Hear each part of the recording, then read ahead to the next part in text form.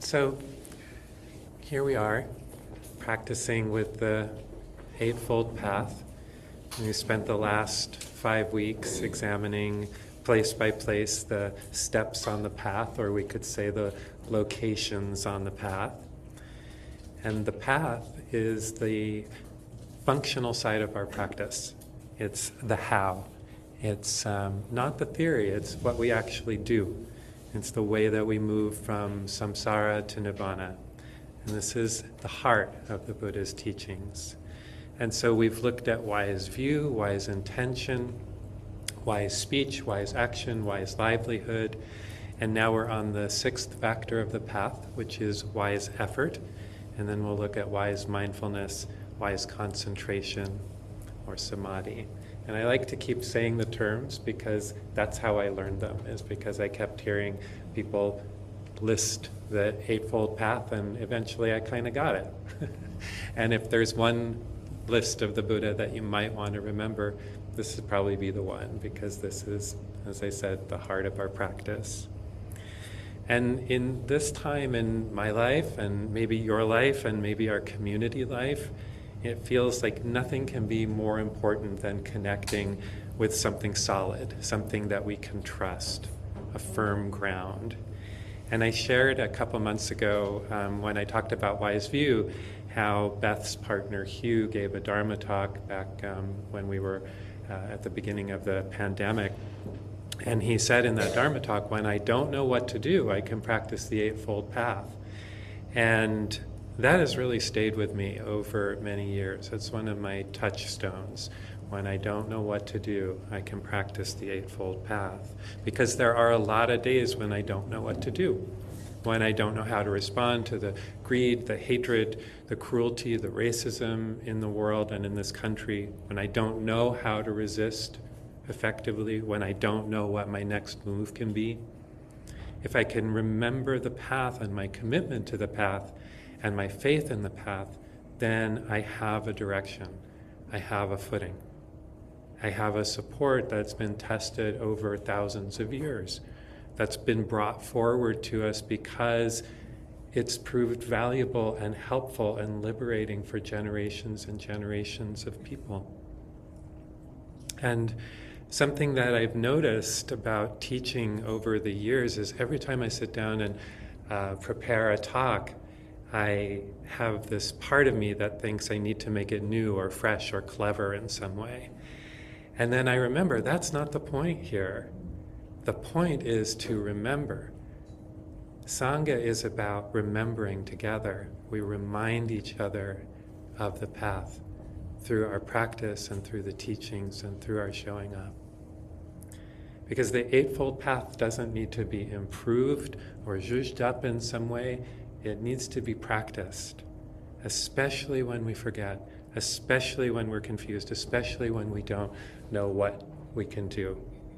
When we don't know what we can do, we can practice the Eightfold Path.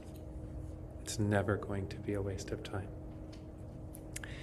So Mary, Jokai, Beth, and I have probably given slightly different views of the path and how we understand it and work with it, and that's part of the beauty of the Sangha, is the different practice perspectives that are shared. And one of the ways that I look at it is really as a spiral. The path begins with wisdom, wise view, wise intention. It's the beginning of the path, and it's also the end of the path and the beginning of the next loop. With some wisdom, we have support and determination to practice sila, ethical factors, wise speech, wise action, wise livelihood, which we talked about the last 3 weeks. And this is how we are in the world, how we move through the world in a way that doesn't cause harm, or as Jokai pointed out, causes as little harm as possible. Because when we cause as little harm as possible, our hearts and minds are more at ease, more settled, and that supports our meditation practice. That supports where we are right now, wise effort, wise mindfulness, wise concentration, or samadhi. So the path moves from some understanding, some wisdom, to inspiring how we live in the world which supports our training and practice of mind and heart, which generates more wisdom. So it's a continuous spiral of practice and growth. So today, wise effort, samavayama. And every time that the teachers decide on a list that has wise effort or wise energy, I always get it. And it shows up on many, many of the Buddha's lists. It's a parami, it's one of the 5 powers, it's one of the factors of enlightenment, and of course it's a place on the path. And so I often feel like this is some sort of message that I need to really be looking at this, practicing with it, and learning it more deeply. And I have a kind of an interesting, to me anyway, relationship with energy and time, and it's changing as I age.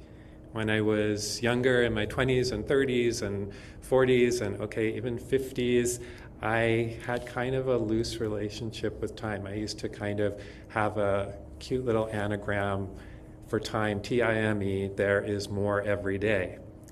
And while that's technically true, there isn't more of this particular life every day.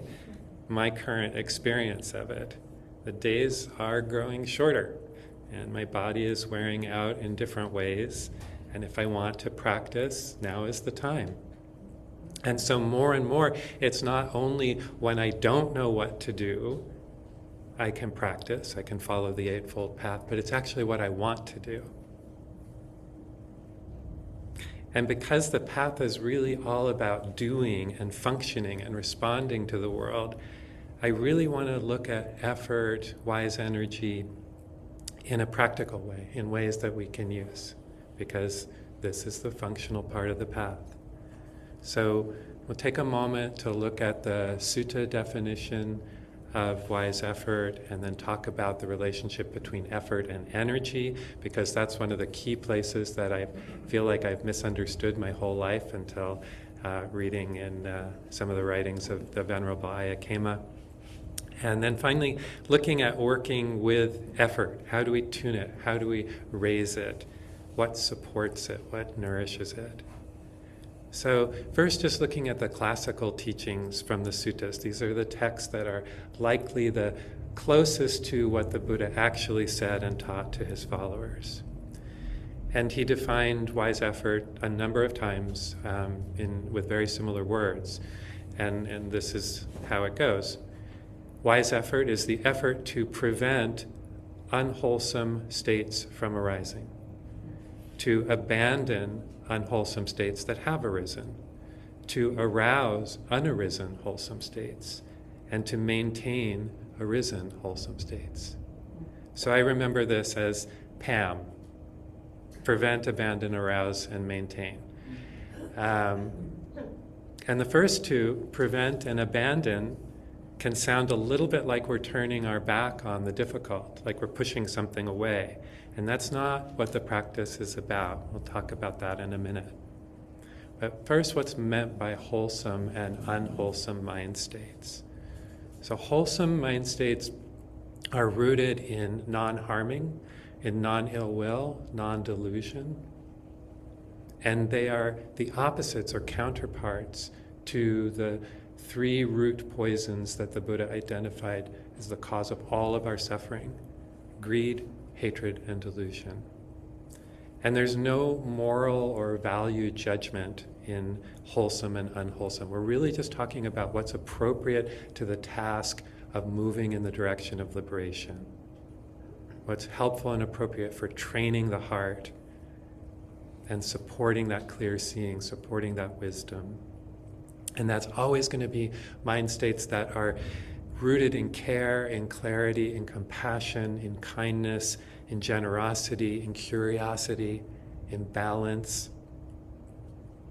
So we prevent unwholesome mind states from arising through our ethics and through our practice. And particularly our repeated practice, our practice over time. How we are inclining the mind and heart again and again and again.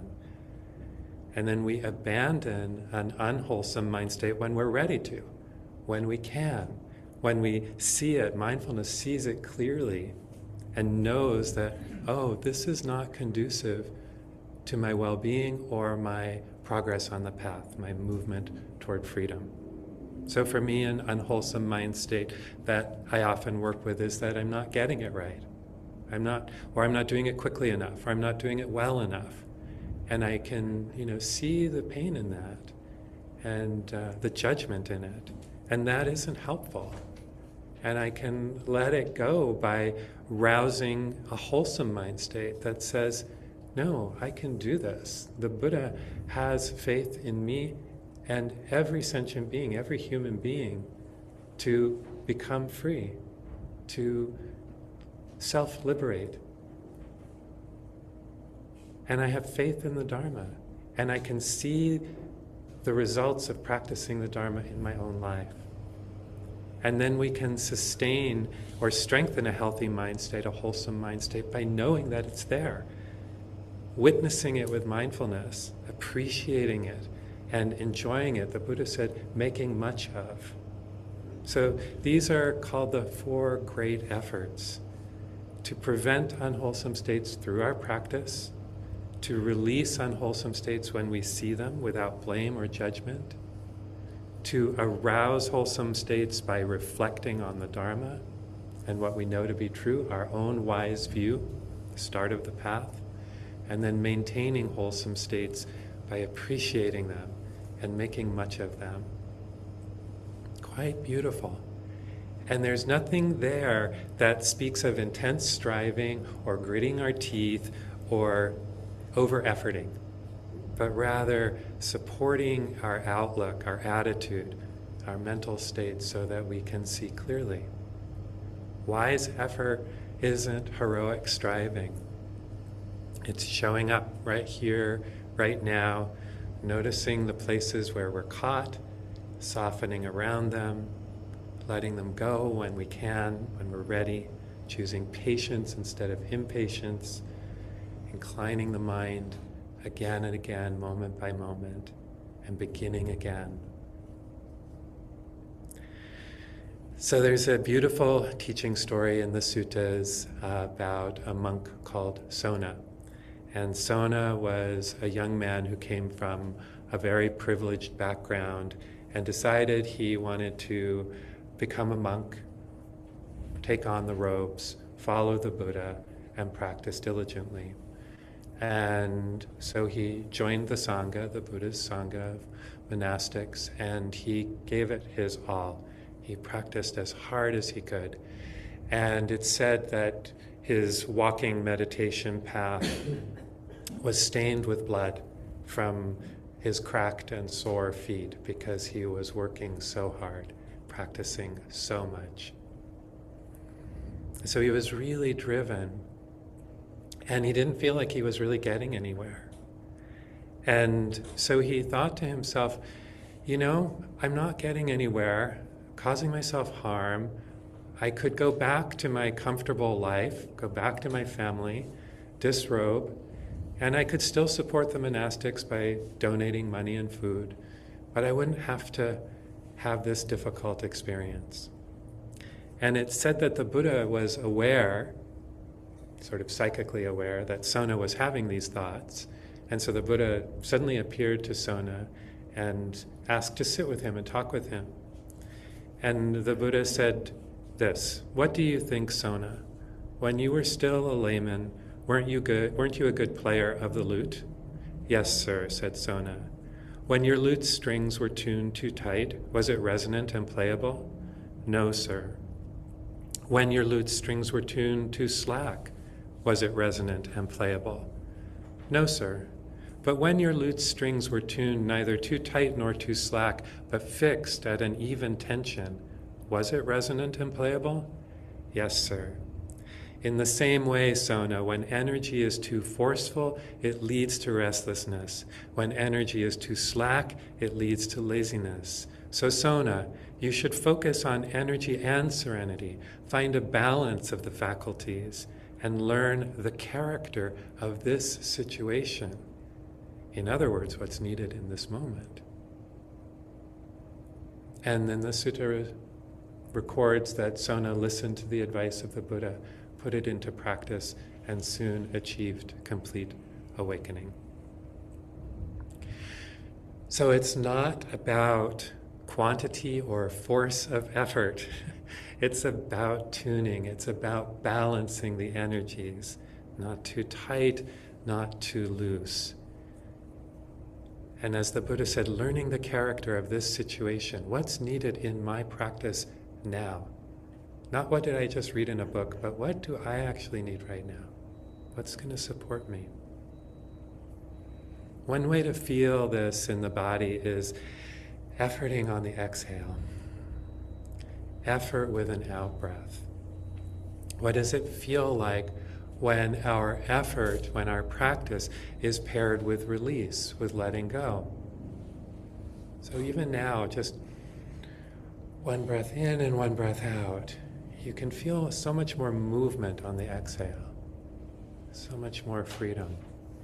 That's the direction, the softening as we effort.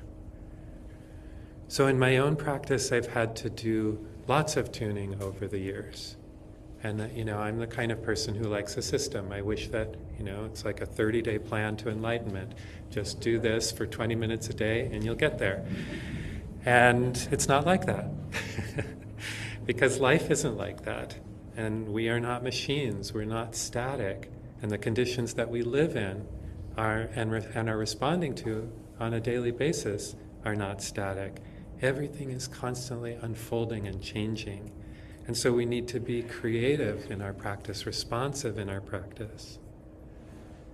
So maybe you've had some of these moments or some of these days or retreats like Sona, where you were efforting, striving, bearing down. But we notice in the Buddha's wise effort, there is nothing about pushing, nothing about forcing. The Buddha is saying, not too tight, not too loose, appropriate to the task. And there have been times when I've efforted so much on retreat. I feel sad when I think about it, that instead of supporting a calm, ungathered mind, all I've done sometimes is just given myself headaches and backaches and even nightmares. And often that kind of practice shows up with a judging mind, judging my practice as good or bad, or comparing my practice to the experience I think someone else is having. And sometimes it shows up as being more interested in the measurements, the metrics, like how many minutes or hours can I sit? How many times a day can I sit? Experience, it's the experience that matters, not measurements of the experience. And our culture values and prioritizes measurements above experiences. The point isn't how long did I sit, but was I really there? Was I present in that sit? Was I here for myself? Was I here for my practice? This achievement orientation is the enemy of wise effort. I think I've mentioned before how a light went off for me in a yoga class about 15 years ago when I finally got that the purpose of doing yoga or showing up for the class was not to have done yoga, not to check it off the list, but to actually be present with the movements, to actually know where I was, to actually know what my body was doing, to actually feel the sensations. And it's the same way with my meditation practice. And also, I've spent lots of meditations totally zoned out and just floating around. That happens too. And wise effort can help me work with that. What supports wise effort? So energy, virya in the Pali language, the Buddhist language, the desire and capacity to act. And one of the ways that we can increase the energy that's available to us is by reflecting on what's really important to us. What do I really, really value? Remembering those first two places on the Noble Eightfold Path, wise view and wise intention. What do I really know about this life? What do I really know about myself? What do I value? What do I want to bring into this world? Compassion, care, kindness, letting go. Another way is by the daily remembrances that the Buddha invited us into. I used to think these were so depressing, but he wanted us to remember every day our mortality, our liability to sickness, to injury, to loss, to aging, in order to remember that this is the time, this is the place, and this is the only time and place where our choices matter. And when we're relatively comfortable, that's also the moment to seize the opportunity to practice. Because when conditions are challenging, it's just harder to practice. And we tend to have it backward. I'll speak for myself. Because when things are kind of okay going along in my life, humming along in a reasonably okay way, it's easy to neglect or forget the practice, to not prioritize it. And then when things get challenging in my life, I'm seeking refuge or relief. So I've been in fairly intense pain from an injury for the last 10 days, shoulder injury. And I've been trying to learn from the pain, because it's here, and practice with it as much as I can. And it hasn't been easy. And it requires that sensitivity that the Buddha taught to Sona, the art of our practice. What is useful and possible, accessible in this moment, in this body? So, it gets to a point, or it got to a point for me with the pain where I could finally say, okay, I know this is happening. And it's here whether I want it or not. And so can I turn toward this experience just because it's here? And first of all, have some compassion that I'm experiencing this, just as I would for anyone who was experiencing physical pain. Can I be kind to myself and my body and say, I know this is painful right now, and I hope you will be pain-free, and I hope that it's soon. And the experience is here and now. So I'm not going to hate it or hate me or hate my body or think that this shouldn't be happening. All of those thoughts intensify the pain because they feed the mental suffering, the resistance, the tightening, the holding my breath, the clenching. But when I can say, yes, you're here, pain. This is the experience in this moment. This is what I'm feeling. This is what I get to practice with right now. Then there's some loosening of the mental gripping, some softness, some space. So in this situation for me, wise effort isn't trying to get to some deep state of mindfulness or calm samadhi, but rather just creating some gentle room for what's actually here. And definitely breathing as I move, balancing effort with exhale, letting go as I effort. And the point of sharing this story and my current practice is really just to underline and appreciate the conditions that allow us to practice and how they change, how those conditions change.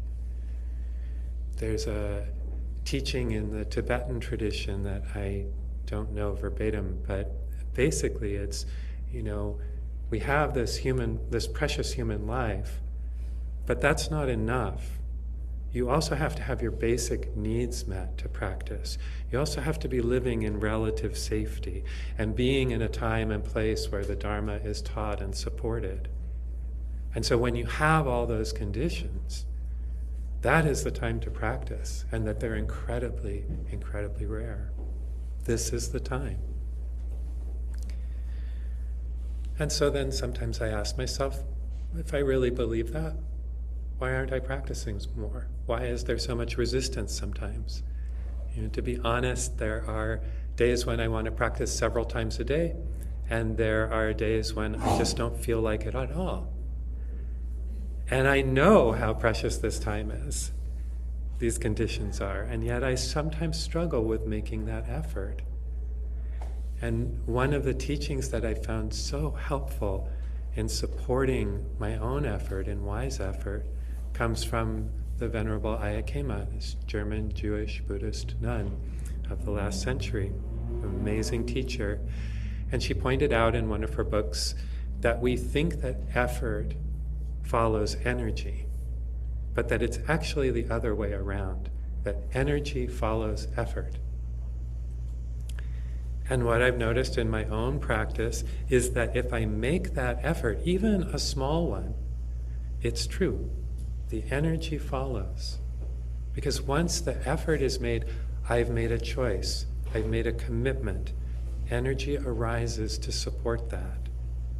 And I'll be curious when we go into Q&A to see what other people have experienced around that. And yet there has to be some motivation to make that initial effort. If energy follows effort, what is it that sparks the effort in the first place? That moment of choice that says yes. Maybe it's that beautiful, big bodhisattva's vow to end suffering for all beings. Maybe it's just that we want to get through the day and we know that the practice helps. Or maybe it's a combination or somewhere in the middle. It's related to our wise view. I shared in my talk on wise view that for me right now, the spark is 5 views of faith and conviction that I'm holding, 5 simple views, tossing out the rest as much as I can, or measuring them against these 5 views. And the views for me right now are, I trust the Dharma. I trust the Buddha's path.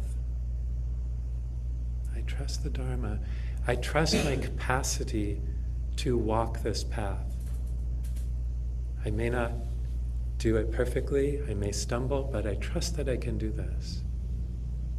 I trust that I don't do it alone. I trust that I'm supported by sangha, by teachers, by spiritual friends, by conditions, by generations of people sharing the Dharma. And I believe that all beings are worthy of compassion and safety, even if I don't particularly like them. And that includes myself.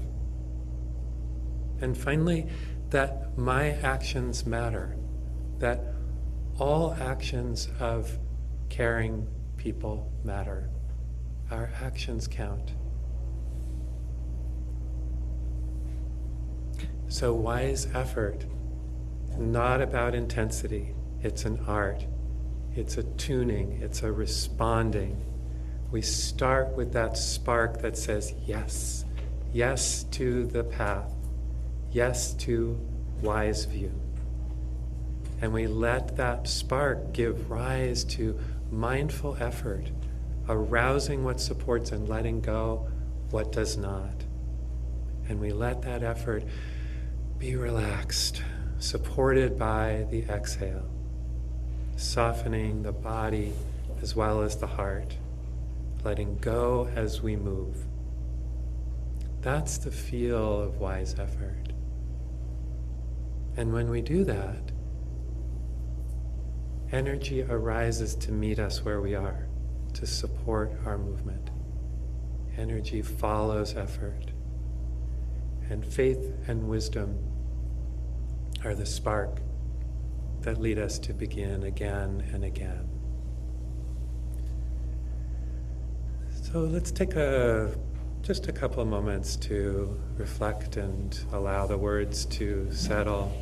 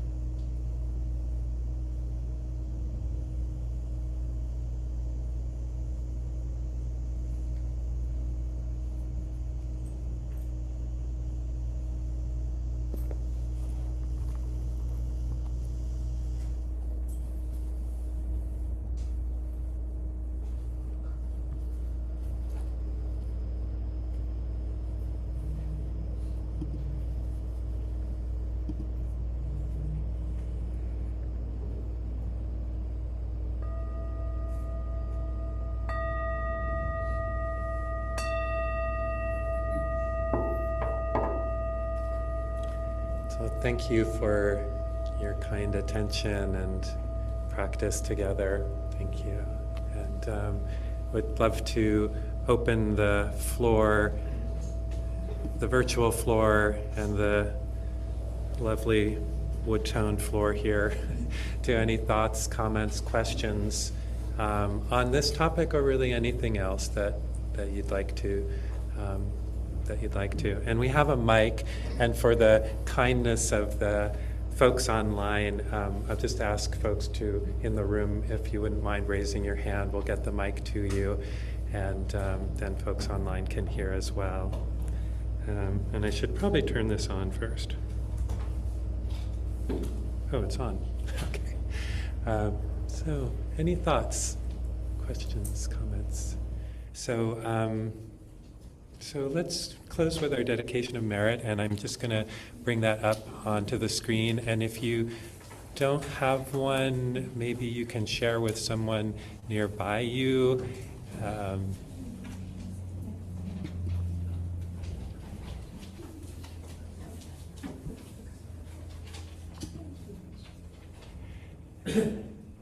And I'll just share this with the folks on screen, and we can offer this aloud. Going forth into this world so in need of light, may I bring all the kindness and wisdom that I embody to each situation that I meet. May the power of my practice today strengthen my resolve to be an agent of peace and justice in this world. Going forth together into this world so in need of light, may we together bring all the kindness and wisdom we embody to each being and each situation that we meet. May the power of our practice today strengthen our resolve to be agents of peace and justice in this world. We dedicate our practice for the liberation of all beings, the great, the small, the wise, the ignorant, the powerful and the powerless. May all beings be liberated from sorrow and loss, hatred and injustice, scarcity and want, and every form of suffering. May our practice today be a prayer for peace, and may it benefit beings without exception.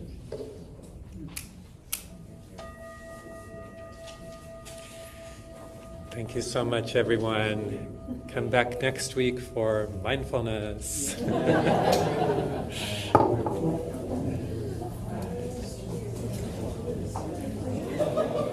Thanks, folks online.